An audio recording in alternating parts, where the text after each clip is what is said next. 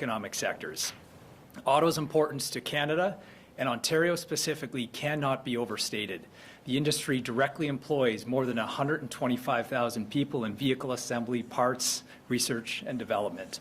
An additional 370,000 people are employed in the aftermarket services and dealership networks. With over 90% of Canadian production destined for the United States, there is no industry without U.S. access and North American integration. Diversification is not an option for automotive, as markets in Europe and Asia are better served by assembly plants in those regions.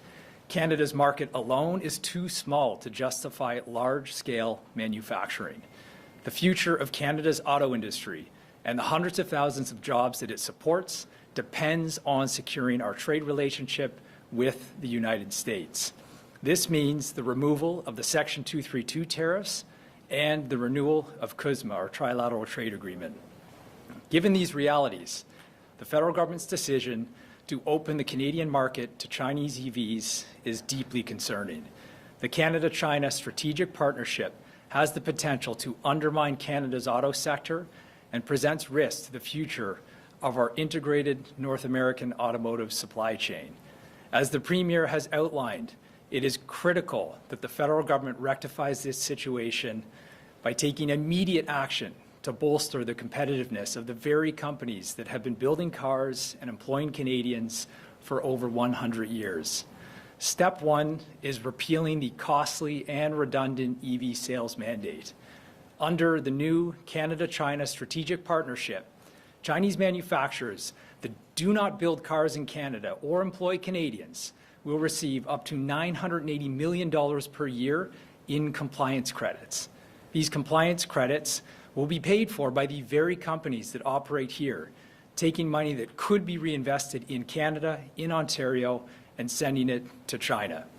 Step two is taking action to make Canada more competitive for auto. We must urgently lower the cost of investing in plants, machinery, and R&D to give Canada an edge over other jurisdictions. The future of Canada's auto industry hangs in the balance. The actions that we take now will determine whether or not we have an industry for 100 more years. Thank you.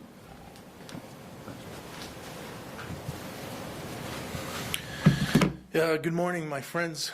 And I'm very proud to be here with the Premier, who has been a staunch partner of the Canadian auto sector, centered here in Ontario and this government through tough times and good times. I'm here with my partners and friends in the vehicle manufacturers as well as in Canadian labor. What did we do last week with China?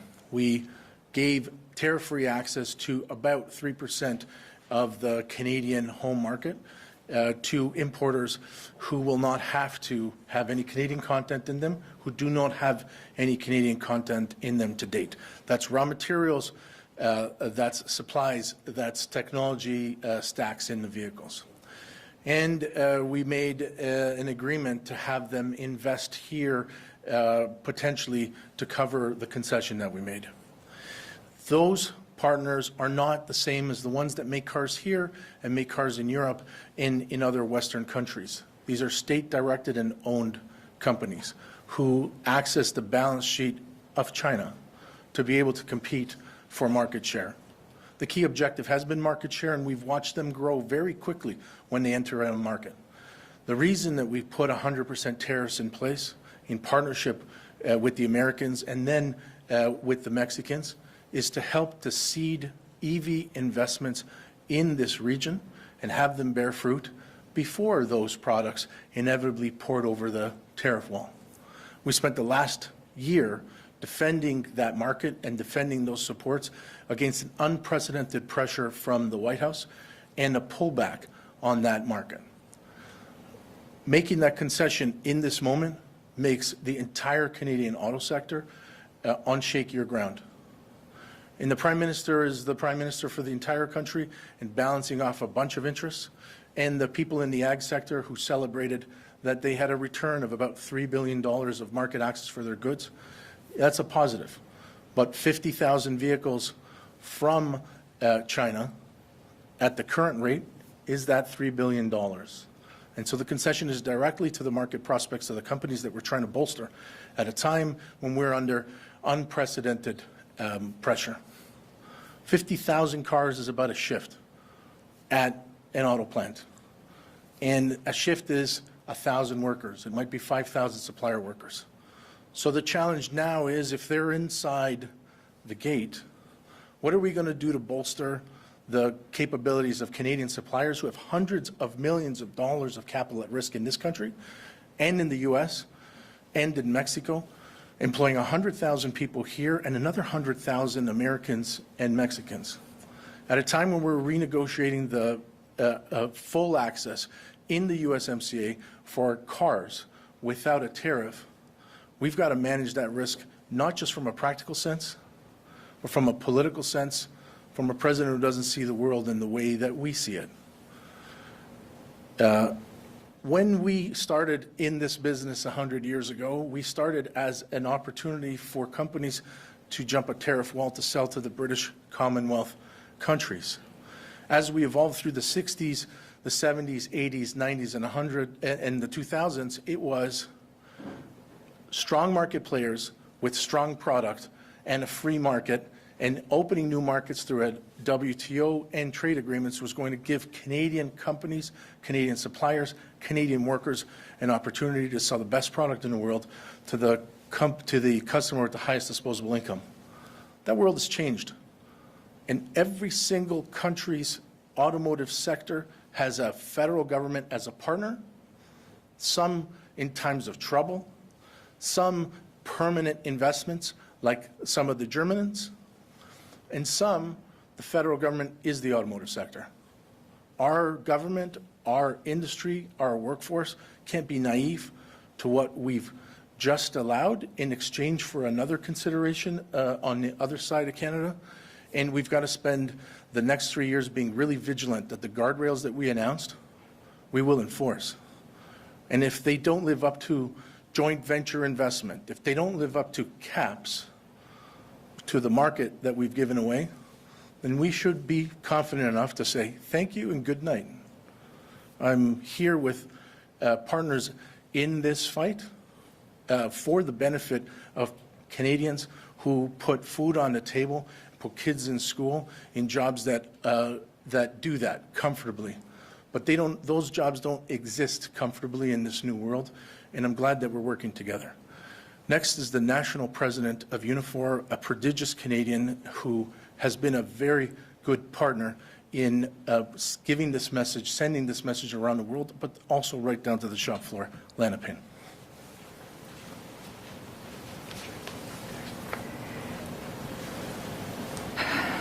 Good morning, and thank you to Premier Ford and to my partners here in the auto industry for this invitation to be here today, along with, obviously, Flavio and Brian.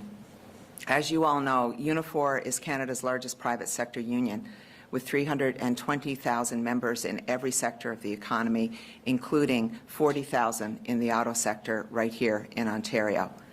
And like so many workers who've been impacted by the tariffs from the Trump administration, auto workers are extremely, extremely worried about their future. We have been building vehicles in this country for more than 100 years. Our members are proud of what they do. As long as Canadians want to buy cars and trucks, we want to build them right here in Canada. Auto workers have been on the front lines of this trade war since last February, fighting to protect their jobs, their plants, and their communities. And that's why this China deal is a hard pill for them to swallow right now, because they've seen this movie before, where their jobs end up on the chopping block because of some trade negotiation.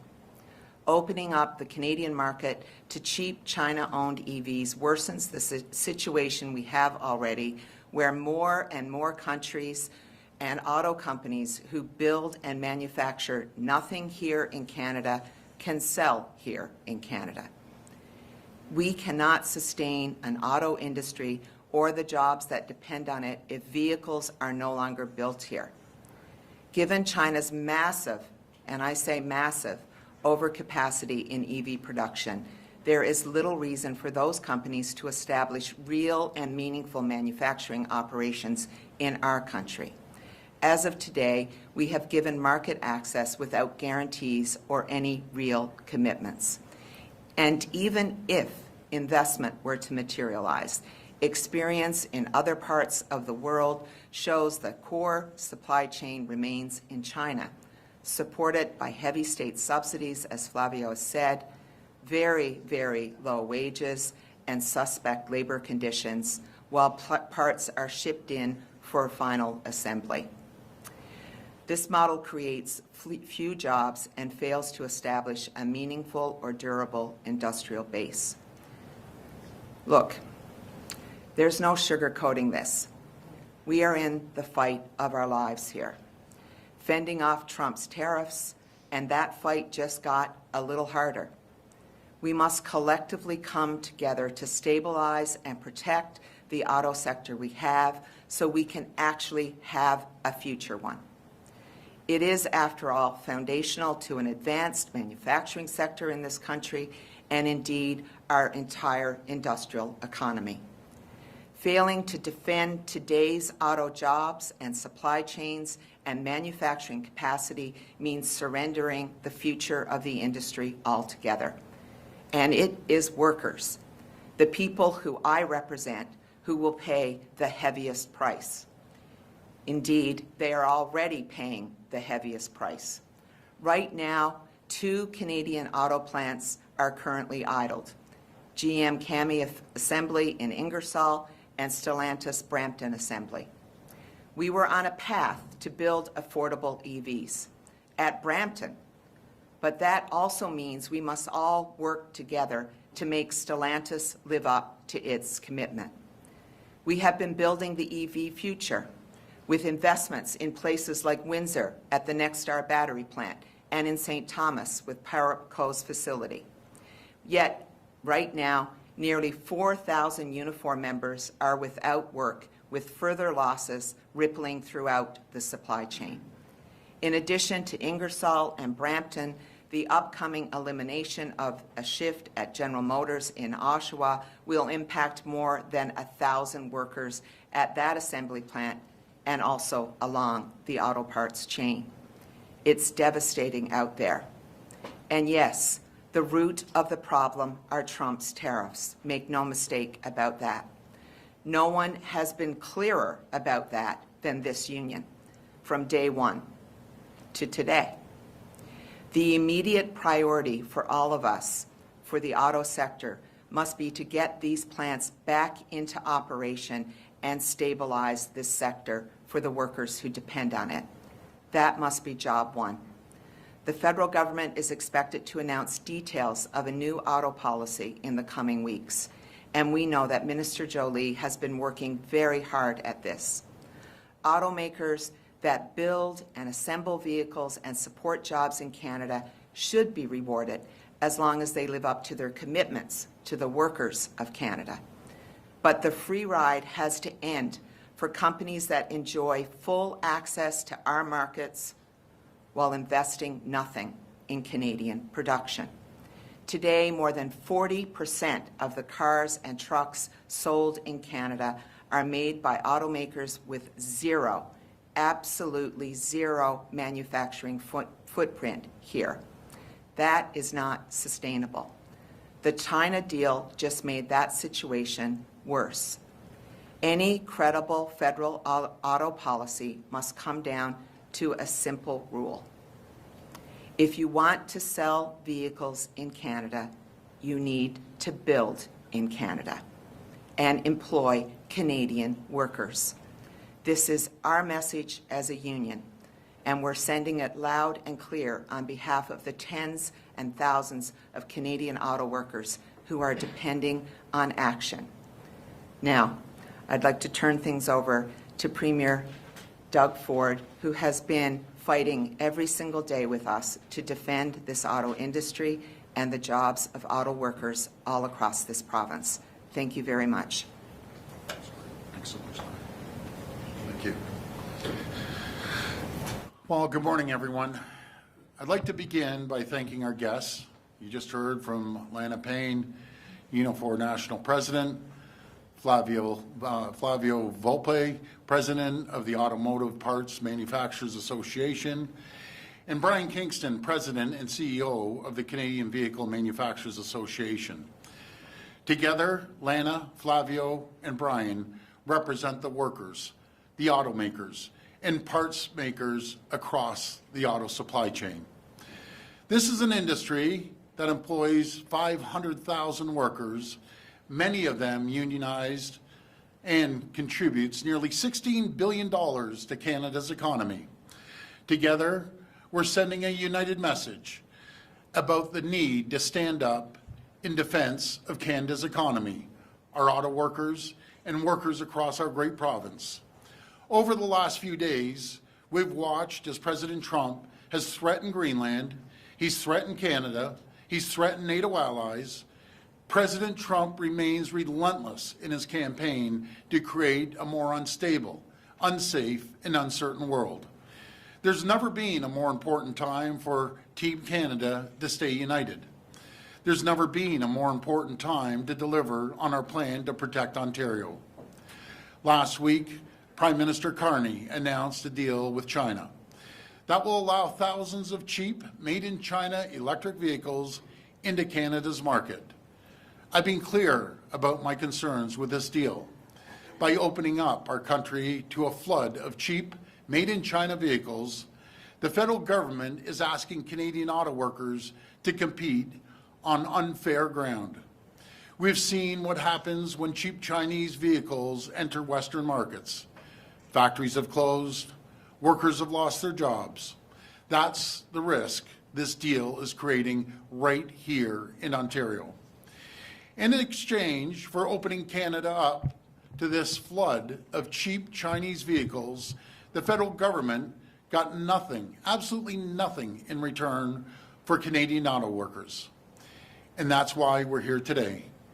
My focus and the focus of the leaders with me today is to find a solution that works for all Canadians. We need to find a path forward that protects Canadian auto workers and good-paying union jobs. Instead of importing vehicles, we should be making vehicles by Canadian workers, using Canadian steel, respecting Canadian specs and standards, leveraging Canada's supply chain. And if the Chinese are serious about making investments and creating auto jobs here in Canada, then show us proof. Canadian auto workers can't feed their families with hypothetical commitments about investments that might happen 5 years or a decade from now. They need concrete investments that will create jobs now and support Canadian workers and their families. These investments should be at the heart of any deal between Canada and China. If the federal government had consulted Ontario or the leaders who are here with me today, we would have made that very, very clear. That's why my message to Prime Minister Carney: consult us, work with us, help us protect Canadian auto workers together as United Team Canada. That starts with eliminating the federal electric vehicle mandate, which is only making our auto sector less competitive. We need to align Canada's regulations with key trading partners and scrap federal fees that make it more expensive to build and buy made-in-Ontario vehicles. Our auto sector is under attack.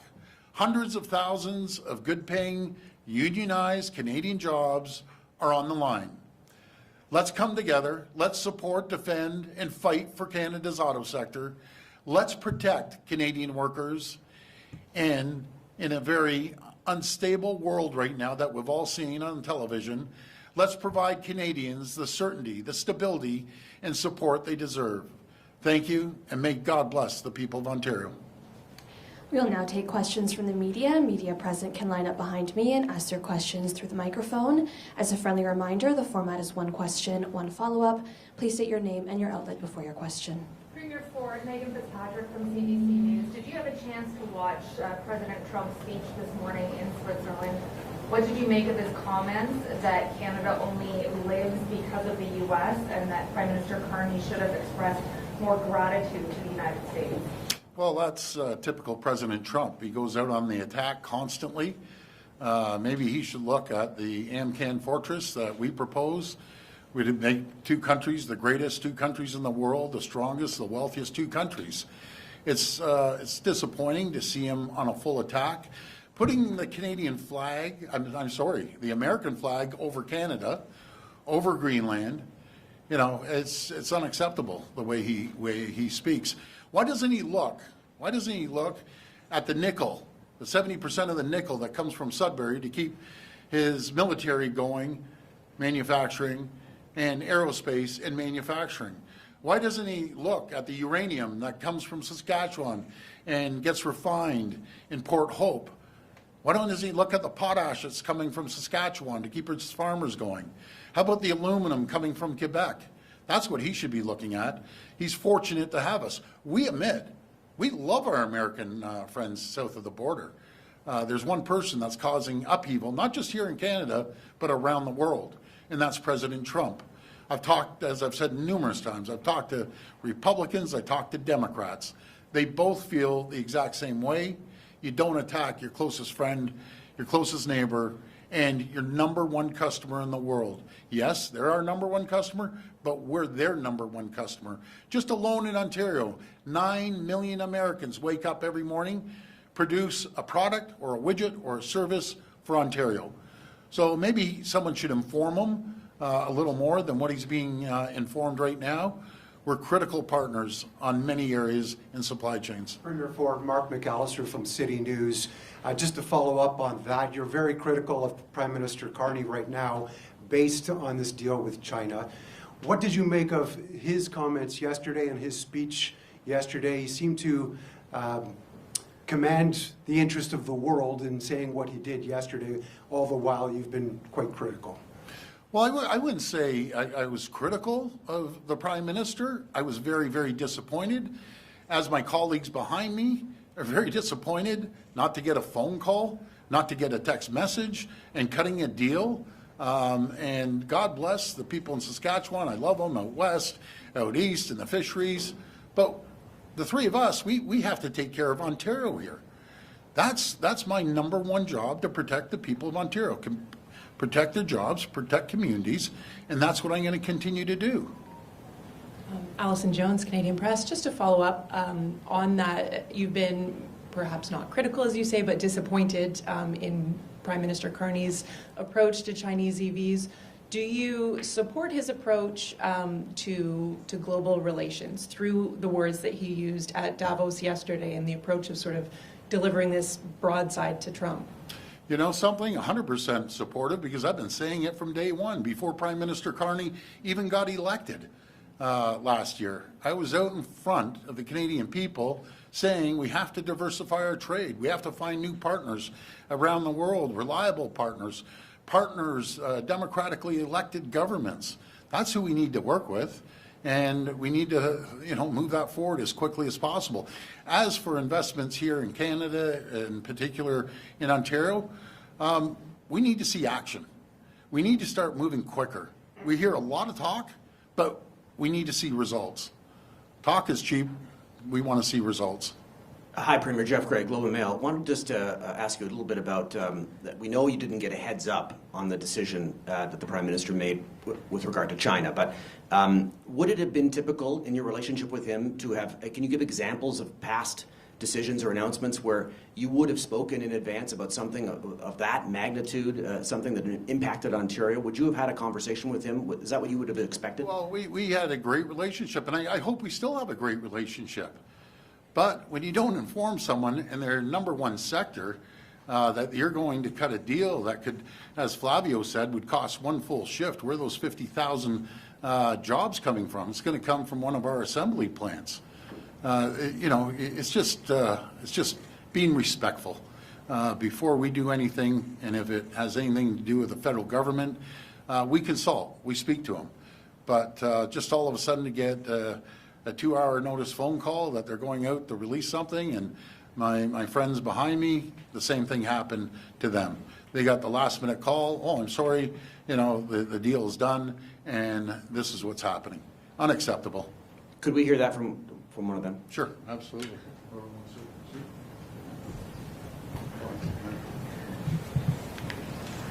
Yeah, I think that the challenge here, obviously, and by the way, we represent seafood workers in Eastern Canada, so they definitely needed relief. None of this is easy in terms of how you reach a deal with a mammoth like China.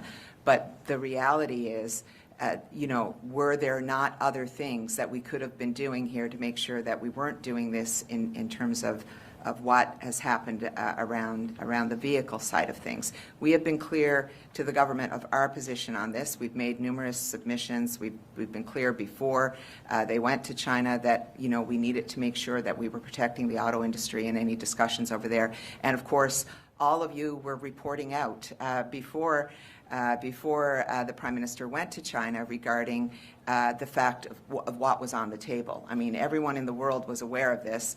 The point being is that we need to go into these negotiations and make sure that we are putting our best foot forward, protecting everyone that we can, but not getting caught into this situation where we're trading off one part of the country for the other, one sector for the other. If we're going to have a true Team Canada approach here, we have to be able to bring people to that conversation ahead of time. Maybe there are ways that we can, yes, influence, but maybe there's also another deal that can be had when people who understand the industry are actually providing that input. If I could carry on, I would say to you one very important thing about the Prime Minister's speech last night. There were many important things. But his call to action by middle powers in the world to come together and form an alliance to be able to, in some way, push back around what we are seeing from the United States right now, I believe is critically important. That is what we needed to see last year when the U.S. first launched its trade war against Canada and the world. We needed to see a coalition of the willing coming together to be able to form a fortress to be able to push back. And hopefully we are in a place where that can happen now, which can change some of the conditions of what we're seeing in terms of trade negotiations with the United States. I would also add that the cake is baking in the United States right now. Their economy is suffering, particularly their manufacturing part of their economy. The very thing that Donald Trump said that he was going to make better is actually worse because of these tariffs. Tariffs on aluminum, on steel, on the auto sector are all impacting workers in the United States right now, too. So the conditions that he is dealing with in the United States are starting to change in this moment. Like many of you and like our Prime Minister, I'm very concerned about the condition that we find ourselves in the world. But that doesn't mean that we take our eye off what we have to do here in Canada, which is we have to support Canadian workers through this. We have to make sure that we have strong industrial policy that does support Canadian workers, and that's where we need to keep our focus. And we have to be aware that trading off one sector for the other in Canada is going to leave at least one sector very unhappy, and in this case, a very big sector that contributes a lot to the Canadian economy. So, just a quick follow-up for the Premier. Premier, the Globe's reporting today that GFL is moving its head office to the United States. Did the CEO contact you? Do you have concerns about that move? He did contact me. He's not moving the head office down to the U.S. He's moving, opening an office, I should say, and they're still going to be employing thousands and thousands of people here. They're a global company. Premier Tina with City News. The parents of a 7-year-old who died in December here at Queen's Park today, their son Max was nonverbal with autism and couldn't attend school full-time because there weren't enough supports. Families have raised this issue for years. Why hasn't your government ensured students with special education needs can attend school full-time? Well, actually, let me just go back to the Liberal government when they were in power, and it was in the first month that I was in office that the whole system had no money. They didn't have anything. They weren't investing. It was approximately about $200 million. We've increased funding to $700 million to families. It's going to be, as I always say, it's continuous improvement, but we're funding more than any government in the history of our province, and we're going to continue to fund it. But Premier, your government has been in educational assistance or short supply in Ontario. Will you direct your education minister to make hiring and retaining EAs a priority this year? We're actually going to be hiring 6,000 educators on both sides, actual educators, EAs. Again, we're funding it at an unprecedented amount. We're looking at making sure that we have enough teachers. We're looking at Teachers College dropping it from 2 years down to 1 year, and we're trying to push it for September to attract more people into the education system. You know, I want to thank our teachers, our educators, our EAs. It's a very, very tough job, and we are hiring more educators. Morning, Premier. Rob Ferguson, Toronto Star. Hi, Rob. Just wondering, the concerns you all raised this morning, we've been aware of them since, I guess, at least last Friday, when it looked like this deal was happening. Other than your initial conversation, which I think you said was with Dominic LeBlanc, was Yes. the one who called you, have you or anyone else up here had any communications with the federal government on this to give you feedback on what you're saying? Well, I'll speak for myself. I've talked to Melanie Joly a few times, as of this morning as well. But as far as I know, none of us have talked to the Prime Minister. Okay. Are you getting it? What did you hear from her? Well, I guess she was concerned, in my opinion, that we're coming out here to do a press conference. You know, where was the phone call from the Prime Minister? It takes about 3 seconds to make a phone call or a text message. None of us received anything. So we're going to sit down. She'll come by on Monday, and we'll have a conversation on how the federal government plans to support our workers. This is all about our workers. This is all about the 500,000 families that are relying on the auto sector to put food on their table, to pay the rent, to pay a mortgage. That's what we're focused on. All right. And what do you make of the fact that it sounds like you haven't had any kind of a meaningful, engaging response yet, despite it being almost a week? So what do you make of that? You know something, I'm focused on the workers. I'm going to make it very clear when I'm in Ottawa to visit the Prime Minister with the rest of the premiers. And I think everyone knows I won't be holding back. But I do look forward to going to Ottawa on Wednesday and having a little chat with them. Hi, Jessica from the Trillium, and this question is to anybody who'd like to answer it, including the Premier. Do you believe the Prime Minister has given up on an integrated Canada-U.S. auto industry? And if so, is that reasonable given what President Trump has said and done? Well, I hope he hasn't, and I haven't talked to him about it, but I truly believe they want to support the sector. That's my opinion. Did they go upon this deal in the wrong way? 1,000%. You can't just make deals and not consult with the 4 people standing here that work with the auto sector, work with the people on the floor. You know, Lana goes around plants, and I know Brian does and Flavio does, talking to the frontline people. It gives them uncertainty. It gives them uncertainty as simple as saving enough money to maybe buy a home. Now they're concerned. So we'll do everything we can to support the auto sector. Would anyone Anytime if anyone wants to jump in, Flavio. We didn't agree that doing a deal with access for Chinese vehicles without a tariff was a good part of the overall automotive strategy. But we're in close talks with the federal government, led by Melanie Joly, on what a renewed automotive strategy looks like in this new world, where we're not sure we're going to get tariff-free access return to the U.S. and what's possible for automotive manufacturing exports from this country. Like Lana said, and like Brian says all the time, the oceans eat up the profit margins on export. And so this isn't as a flexible an industry to pivot on, but we're certain we're going to see an automotive strategy, a new one, in a short time. We've had a lot of input into that. I don't typically talk to the Prime Minister, that's the Premier, but his team is well engaged, and we're looking for something in that auto strategy that recalibrates, given the concession of 3% of the market that we made right now to non-market players that we typically warned against. Thanks. Okay, to follow up for the Premier, and I kind of can't believe I'm asking this, but it's to try to see where you would draw the line with President Trump. He has threatened Greenland. If the U.S. does invade, do you believe that Canada should help defend it, or should it not, to avoid any economic retribution? Well, what I understand, President Trump said he's not going to use military force, which is the best thing I've heard come out of his mouth in a long time. That's a NATO country. We stand by our NATO partners, and I'm glad to hear that President Trump decided not to exercise military force. Premier, Moira Welsh, Toronto Star. Change the subject a bit.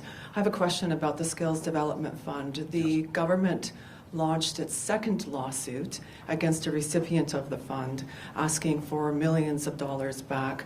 There are 2 lawsuits now filed, sure. And I'm wondering what you think about the message that this sends, given that there were questions raised during the application process. How do people trust that the fund is actually doing the checks and balances? Well, this is a perfect example. We've given out over 1,000 projects, 1,012 to be exact, and there's 2 bad actors. It shows the system works.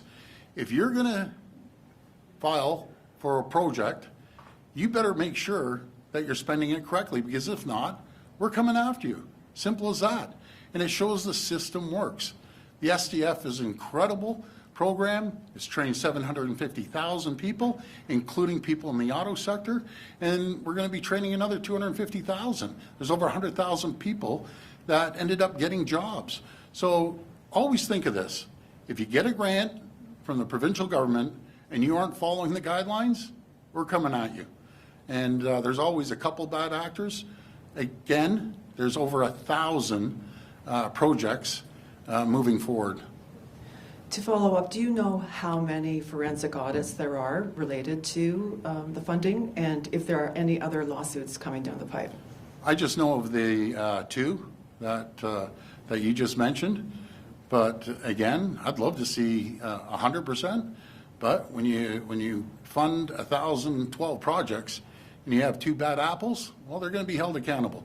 But the good news is the system works. That's what happens. So that's the message to anyone that gets funds for anything, and we give out a lot of grants.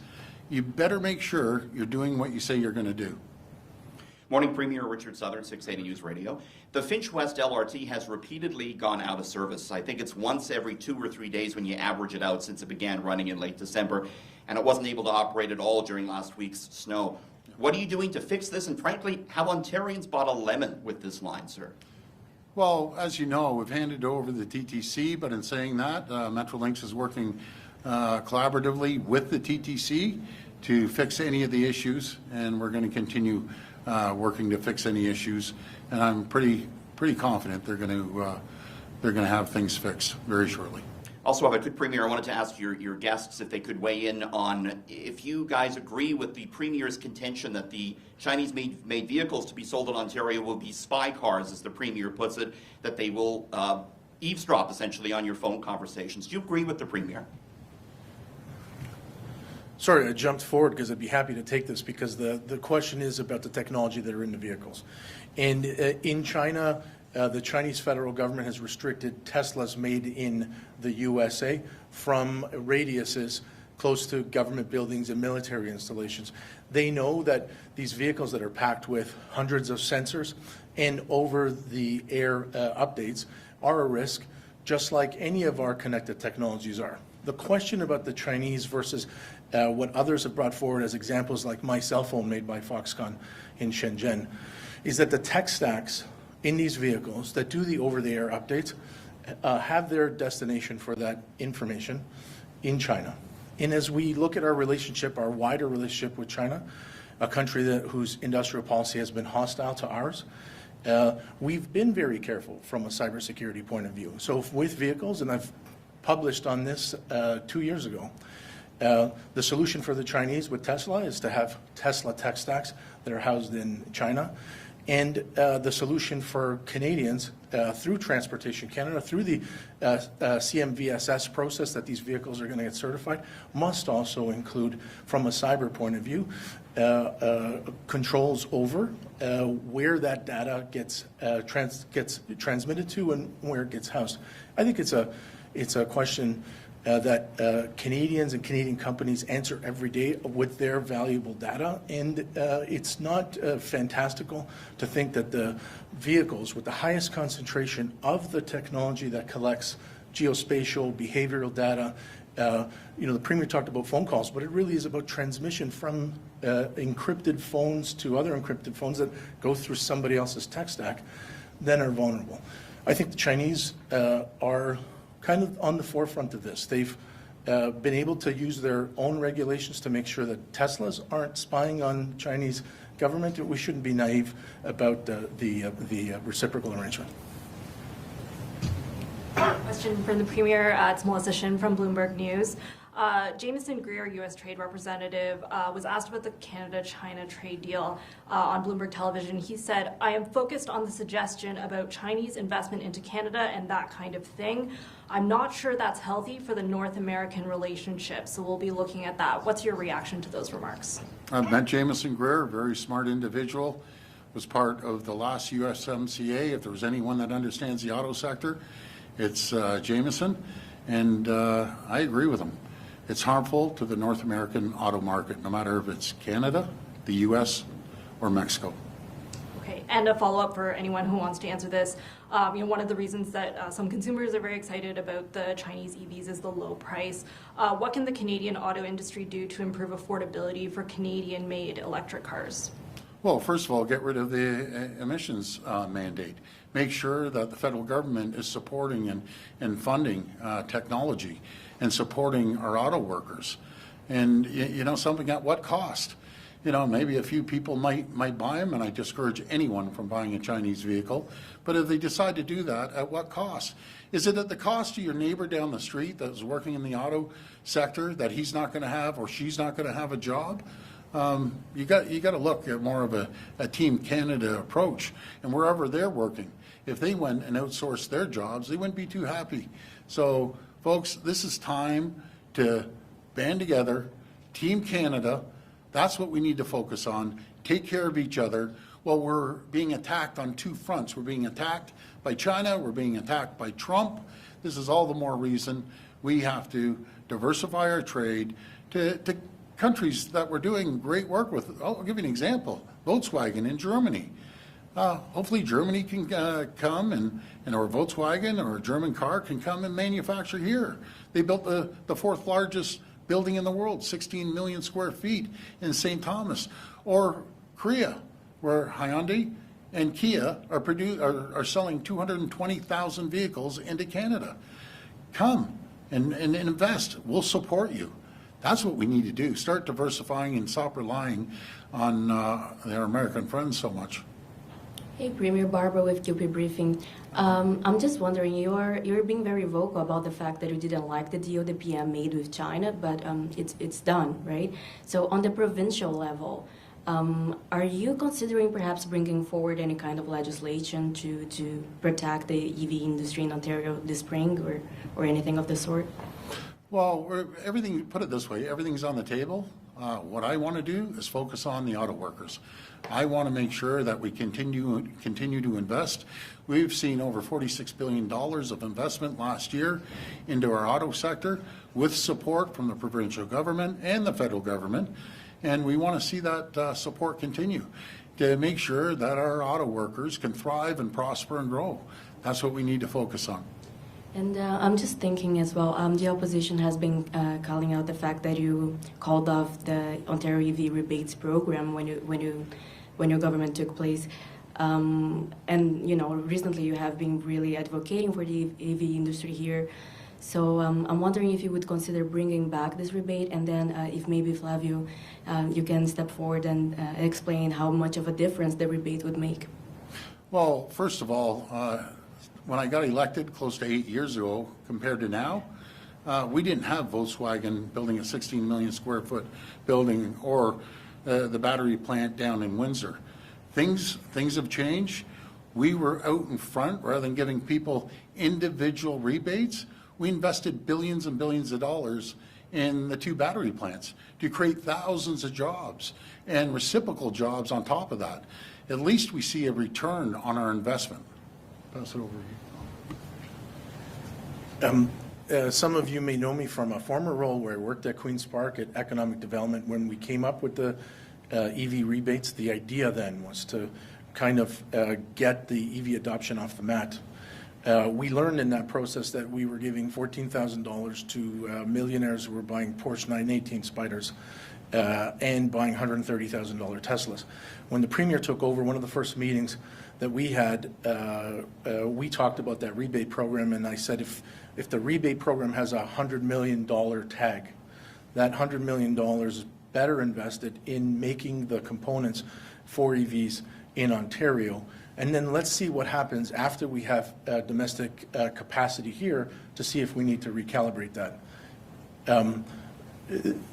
Those rebates came in when EV sales were less than 1%, and even now as they're diving, they're around 9%. There is some conversation with the feds about doing that. I think that if the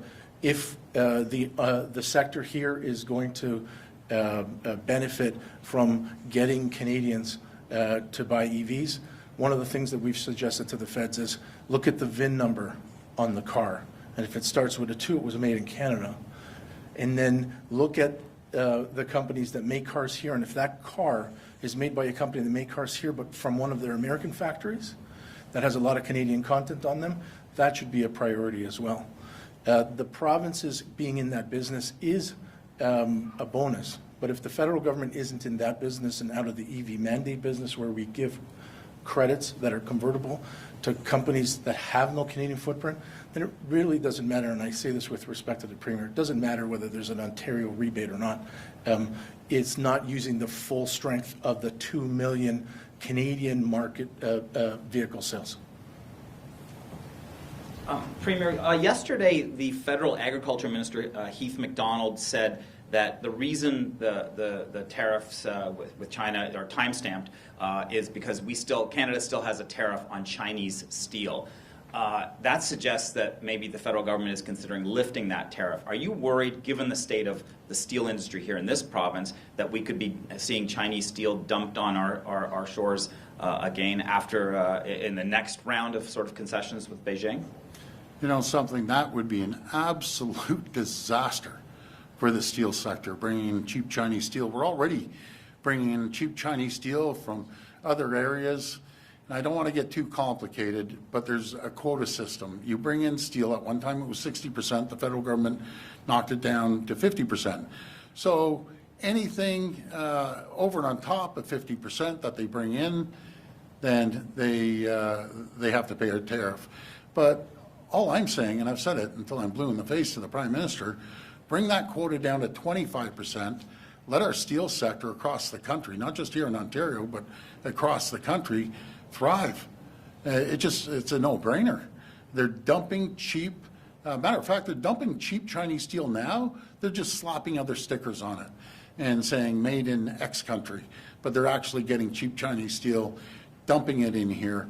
And we've passed legislation that all the municipalities and the province have to use, first, Ontario products, building materials, secondly, Canadian building products, and then if they can't find either across the country, then they have the option to go out to other countries. But they should not be moving forward with free tariffs for Chinese steel. You might as well, my goodness, it'd be a disaster. And back on EVs, Premier, is it your sense, given that the Carney government already put a pause on the previous Trudeau government's EV mandate for the 20%, going up to 60% in 2030, and then eventually 100% of new cars would have to be EVs. Is it your sense that that's a concession that you will win from Mélanie Joly next week? That the federal government already looks like they're leaning in the direction that you have been calling for them to lean to for quite some time. Well, thanks for that question. It's not about me winning or losing. It's about the auto sector winning, and my three colleagues will tell you very clearly, when they plan a vehicle, it's 4 years out. And you can't have uncertainty. You have to have certainty. Get rid of the EV mandate. Let the market dictate rather than the government always dictating. That's the best way to do business in any single sector. Hi, Premier Josh Freeman with CP24. Hi. I'm just wondering, if you do have to live with this deal, what options does your government have to respond? Essentially, what can you do? Well, we're going to, first of all, sit down next Wednesday face-to-face with the Prime Minister and the other premiers. I want to find out what is the big auto deal that they have here for Ontario to protect auto workers. This is all about protecting our workers. And I'll see what they have to say, then we'll respond appropriately. Okay, and you said earlier this week that if Chinese companies were to manufacture vehicles in Ontario, that wouldn't be viable because they wouldn't be exportable to the U.S. Can you see a condition or anything that would change that? And I wonder if any of your colleagues here would care to weigh in. I'll make a comment, then I'll pass it over to my colleagues behind me. You know, the numbers just don't add up. And even if they do start assembling, how about the supply chain? You know, they come and they assemble, but they bring all Chinese parts in. That means nothing. We want to make sure we produce Canadian cars by Canadians with the R&D and the specs and everything, and the steel and the aluminum from Canada. It's as simple as that. But I'll pass it over to Thank you. The idea that a Chinese company would come to Canada, come to Ontario, invest and build vehicles is fundamentally false for the simple reason that I outlined at the outset. We have an industry because since the 1960s in the Auto Pact, we created an integrated North American market so manufacturers can sell into a market that buys about 20 million vehicles a year. A Chinese company setting up a facility here to build a plant, which typically builds 200,000-300,000 cars a year, to sell only in Canada, doesn't make commercial sense. If they were to come and do this anyway, it would be because of mass subsidization coming from the Chinese central government to put a foothold, secure a foothold here in Canada, which I think presents real risks for our ongoing relationship with the United States. So I don't think it's feasible or realistic. We should be focusing on the 5 OEMs that we have here now. Canada's in a very fortunate position to have 5 companies that build cars, assemble parts, in this country. Let's support them before we start going out and talking about bringing in Chinese investment into Canada. Thanks. This will be the last reporter. Hi, Premier. Colin DeMello from Global News. Just a few from me. You've been talking about it returning to a Team Canada approach and a unified approach. I'm wondering, how does that square with your threat to remove Crown Royal from the LCBO when 2 provinces, Manitoba and Quebec, are both asking you to change your mind? How's that Team Canada? Well, of course, they're asking me to change my mind because find out what would happen if Crown Royal closed their plants and go down to Alabama. As simple as that. But I gave an olive branch to Diageo, and Diageo are the owners of Crown Oil. Show me a plan that's going to replace those jobs, and then we're good. But you can't take jobs out of a small town in Ontario that's been around for 100 years and say, come and support me. I notice their advertising's, they're bumping the advertising up. But folks, we have other great whiskey manufacturers that are employing people right here in Ontario. Let's focus and support them. But if Diageo comes and says, I'm going to replace these 200 workers by manufacturing bottles, doing their cartons, doing other things, more advertising, so on and so forth, and they can show me on paper, then we'll sit down and I'll be open. I'm pretty easygoing. My whole job, Colin, is to protect the people. That's my one single area of focus, is to protect the people. And sometimes, does it get nasty when they take jobs away? 100% it does, because I'm responsible at the end of the day. And we're fighting on a couple fronts. So we're going to do everything we can to make sure that we invest here in Ontario. You know, the Prime Minister was mentioning they have a strong balance sheet. Well, that's good news that they have a strong balance sheet. Then start investing, start moving things forward, start focusing on the national defense, that we need to start building more tanks down with uniformed members down in London. And there's other areas too, so we need to focus on that. I'm going to ask you about Chinese-made EVs in a moment, but I wanted to ask you about housing starts. Ontario in 2025 saw 62,000 housing starts. That is the lowest since your government promised to build 1.5 million homes by 2031. What are you going to be doing next to either incentivize buyers or the home building industry to construct more? And that's the reason we're here.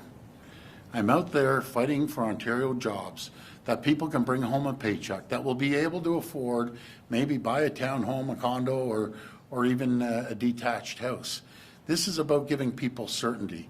And we've poured billions and billions of dollars into enabling infrastructure for municipalities. There has to be a time that the municipalities start contributing, lowering DCs. I've always been an advocate of getting rid of the HST for everyone. We did it for first-time home buyers, but obviously that didn't move the needle, which I predicted it wouldn't move the needle. Let's open it up to anyone who wants to buy a new home, a new build. Right now, you know, we're seeing two massive infernos happening. One inferno is the auto sector, and the other inferno is the construction sector. Let's get rid of the DCs, run your municipalities properly, and make sure that we get rid of the HST, that the federal government needs to follow us. So if you get rid of the DCs, folks, it goes up to 30% of the cost, even 40 I've heard. So I'm going on the low end, 30% of DCs. That alone on $1 million home, it'll reduce it by $300,000. And then if you get rid of the 13% HST, that lowers it by another $130,000. You watch the market would boom. But we need the buy-in from the federal government to open the HST up to anyone who wants to buy a home. I have mentioned this to the Prime Minister. You know, well, there might be a loss in revenue. Well, let me tell you the loss of revenue. 0 plus 0 equals 0. We have unemployed construction workers that need to start building homes. But if you don't create the environment and the certainty to the public, it's not going to happen. And just finally on Chinese-made EVs, a moment ago you said you're discouraging Canadians from buying one of the 49,000. Are you officially asking Canadians, Ontarians, to boycott any of the 49,000 Chinese-made EVs that come to Canada? That is exactly what I'm saying, Colin. So thank you for that. Say the word. So you're asking them to boycott the Chinese EV vehicles. Support companies that are building vehicles here. It's as simple as that. This is a Team Canada approach. We got to stick together. As simple as you know, as supporting. And when you go out, buy a company. It doesn't necessarily. Toyota builds 500,000 cars, and Stellantis is building, and GM, and so on and so forth. Support the companies that support us. It doesn't have to be the exact product, but if at least we're supporting them, they're going to stay in Ontario. And Colin, I want to thank you for asking me about the gun buyback as well. So, you know, this gun buyback, I stand with my other premiers, no matter if it's Premier Smith in Alberta, Premier Moe in Saskatchewan, or Premier Wab Kinew, and myself, and I'm sure our great Premier in Newfoundland, I'm not speaking for them, or Nova Scotia, but they're like-minded. A lot of hunters up in Nova Scotia. I can tell you one thing, folks. When I go out there, I've never, ever once heard someone come up to me and say, you know those law-abiding hunters? Let's go take their guns. I've never heard that. What I hear a dozen times a day, no matter where I go, I feel unsafe in our city. I'm scared to go out at night. I'm scared to go and hop on the subway. My kids are up all night thinking someone's going to kick in the door and put a gun to our head, an illegal gun that is coming across the border. That's what they're worried about. So my recommendation, stop wasting money at the federal government. Let's start focusing on getting your bail reform that you made a big deal about, we're doing bail, you still haven't passed it. How about mandatory sentences? So when someone does kick in your door and put a gun to your head and then gets arrested and the judge says, oh, little Johnny, you know, you made a mistake. On the fourth time he's out on bail. You go out and do it again. There's zero consequences. The number one issue outside of jobs and the economy in every poll I've seen is safety. People are scared. People are terrified. And you're focusing on the wrong group. These are, you know, imagine if you go and register for your firearms, you think those people are going out and robbing stores and kicking in doors? Those aren't the people. Start focusing on the bad guys, not on the good guys, the bad guys. You're missing the whole point on that. I support legal gun owners, hunters, because they're responsible. They keep their guns locked up. They keep their ammunition separate. They only use their guns when they're going hunting. And they use every bit of meat that they end up harvesting. I don't like using killing, but harvesting. And our First Nations communities, they're incredible. They rely on that. And you're going to say, well, they're exempt. Well, I stand with the other premiers. Stop the nonsense and start focusing on real crime. Don't say, oh, these guys are the bad. No, they aren't the bad. They're the good guys. So I support law-abiding hunters and gun owners. So thank you, everyone. God bless the people of Ontario. I want to thank my colleagues here. Let's keep fighting for Canadians, for Ontarians, and we're in a battle. But we have the greatest, the smartest people in the entire world. We can compete against anyone. So thank you so much, everyone.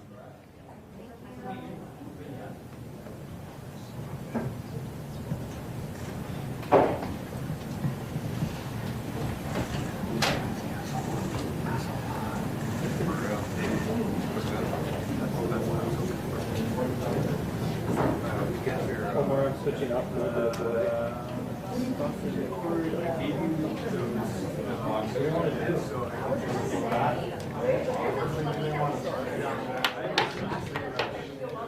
So just so you know.